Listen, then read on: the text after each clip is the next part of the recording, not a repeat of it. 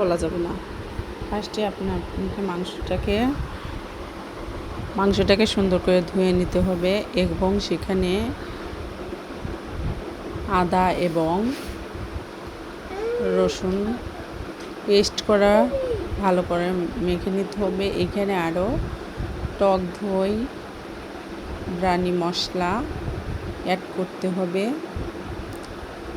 এলাচ, দারচিনি এগুলো অ্যাড করে সুন্দর করে মেখে নিতে হবে পরিমাপ মতো লবণ দিয়ে।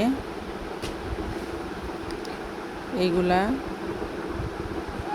সুন্দর করে মিক্সড করে রেখে দিয়ে রেস্তা হালকা মিশিয়ে নিতে হবে।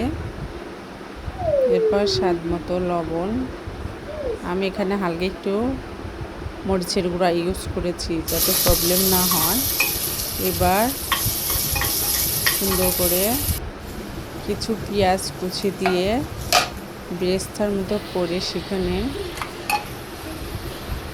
আদা এবং রসুন বাটা দিতে হবে। এরপর চাউলের মধ্যে কিছু